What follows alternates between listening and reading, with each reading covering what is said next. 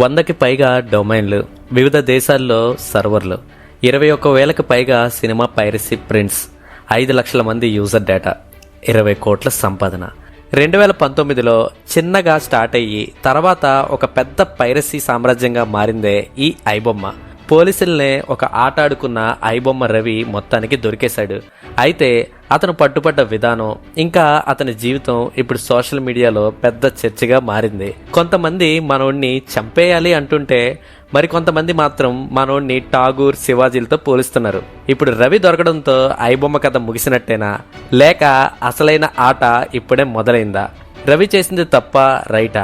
కొన్నిసార్లు తెలుసో తెలియకో చేసిన పనులు ఒక మనిషిని ఏ స్టేట్కి తీసుకెళ్తాయో ఈ వీడియోలో చూద్దాం.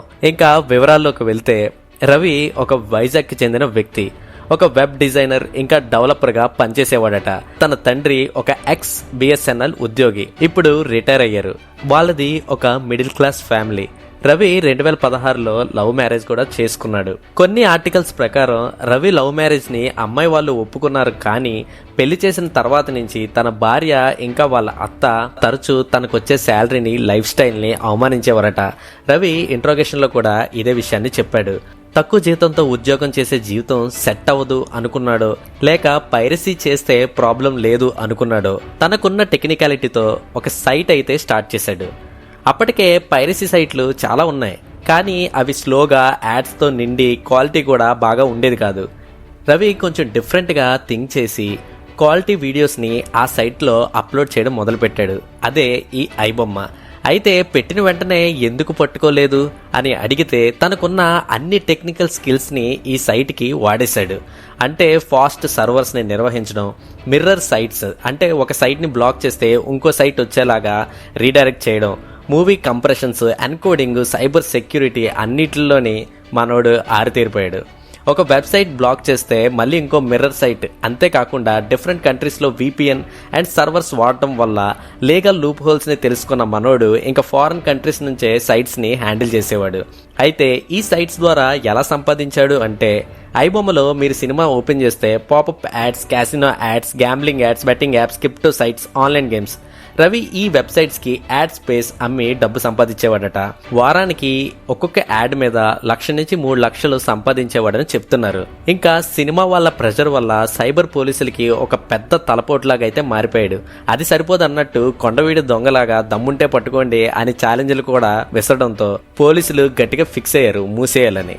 ఇక్కడ దాకా బానే ఉంది. అంత పకడ్బందీగా ప్లాన్ చేసిన మన మైక్ ఎలా దొరికేశాడు అంటే, రవి జాగ్రత్తగానే ఉన్నాడు. VPN, proxy, foreign servers, fake domain owners అన్ని వాడాడు. కానీ అతను ఒక చిన్న మిస్టేక్ చేశాడట. ఈ ఐబొమ్మ క్లోన్ సైట్స్ కి పేమెంట్స్ తీసుకునే సమయంలో ఒకే ఒక బ్యాంక్ అకౌంట్ UPI వాడాడట. అది హైదరాబాద్ క్రైమ్ టీము గుర్తించింది. ఒక UPI ID, ఒక డొమైన్ పర్చేస్, ఒక ఫోన్ నెంబర్, ఒక ఆధార్ లింక్. అక్కడే అతని రియల్ ఐడెంటిటీ బయటపడిందట. నాకు డౌటే. రవికి 3 నుంచి 4 దేశాల్లో సర్వర్లు ఉండేవి. నెదర్లాండ్స్, సింగపూర్, రొమానియా, ఇంకా రష్యా. ఇక్కడ మనం చీప్ గా డొమైన్స్ ని హోస్ట్ చేయొచ్చు అనమాట. హైదరాబాద్ సైబర్ టీమ్ ఏం చెప్తుందంటే, వీళ్ళు ఇంటర్పోల్ ప్లస్ హోస్టింగ్ కంపెనీస్ తో క్రాస్ చెక్ చేశారని, సర్వర్లలో ఒకటి సంప్రదింపు IP కనిపించిందని చెప్తున్నారు. రవి పొరపాటున తన VPN 2 సెకండ్లు ఆఫ్ అవడంతో ఒరిజినల్ విశాఖపట్నం IP లాగ్ అయిందట. అదే పెద్ద క్లూ. పోలీసులు రవి UPI ID ట్రేస్ చేయడం మొదలుపెట్టారు. అతని మొబైల్ IMEIని కూడా ట్రాక్ చేశారు. రవి తరచుగా హైదరాబాద్, వైజాగ్, విజయవాడ మధ్య తిరుగుతూ ఉండేవాడట. అతని మూమెంట్స్ ప్యాటర్న్స్ మ్యాచ్ అయినాయి.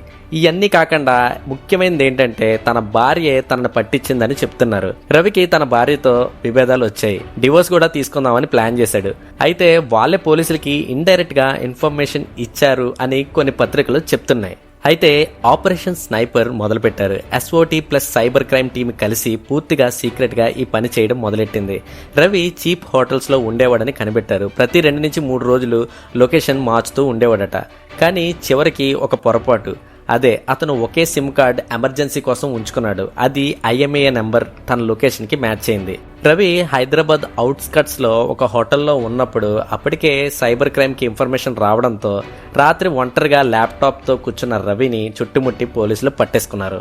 అప్పటికే ల్యాప్టాప్ ఓపెన్ గా ఉండడంతో server logins, torrent seats, movie file list అన్ని లైవ్ గా పోలీసులకి దొరికేశాయి. ఇంకా కమిషనర్ సజ్జనర్ ప్రెస్ మీట్ పెట్టి తన దగ్గర ఎంత డేటా దొరికిందో చెప్పారు. అలాగే పైరసీలో మూవీస్ చూడడం వల్ల మన పర్సనల్ డేటా అంతా వాళ్ళ చేతుల్లో ఉంటుంది, సో జాగ్రత్తగా ఉండమని హెచ్చరించారు. ఇంకా మూవీ ఇండస్ట్రీస్ వాళ్ళకి ఇదొక పెద్ద న్యూస్. పెద్ద పెద్ద సెలబ్రిటీస్ వచ్చేసి ఏదో టెర్రరిస్టులను పట్టుకున్నట్టు ఒకరు కాల్చాలంటారు, మరొకరు పేల్చాలంటారు. నిజంగా టెర్రరిస్టులే దొరికిన వీళ్ళు ఇంతలా రియాక్ట్ అవ్వరేమో. ఇంట్రోగేషన్ లో రవి అన్నీ ఒప్పేసుకున్నాడు. నార్మల్ గా మొదలు పెట్టానని, ఒక స్టేజ్ కి వెళ్ళాక తిరిగి అందులోంచి బయటికి రాలేకపోయానని చెప్పాడు. అలాగే పోలీసులకి ఛాలెంజ్ చేసింది తను కాదని, తనతో ఇంకా చాలా మంది ఉన్నారు అని చెప్పాడు. తన భార్య అర్థ వేధింపుల వల్లే ఇలాంటి మార్గాన్ని ఎంచుకున్నానని కూడా చెప్పాడు. తప్పు ఏ కారణం మీద చేసినా తప్పు తప్పే అని కూడా ఒప్పుకున్నాడు. ఇదంతా ఒక ఫ్లోలో కొట్టుకుపోతుంటే ఇప్పుడు ఒక వారంలోనే రవిని బయటికి తీసుకొస్తా అంటున్నారు కోడికత్తి సీను లాయర్. రవి బయటకు వస్తాడో లేదో తెలియదు కానీ ఈ లాయర్ మాత్రం ఇప్పుడు ట్రెండ్ అవుతున్నారు.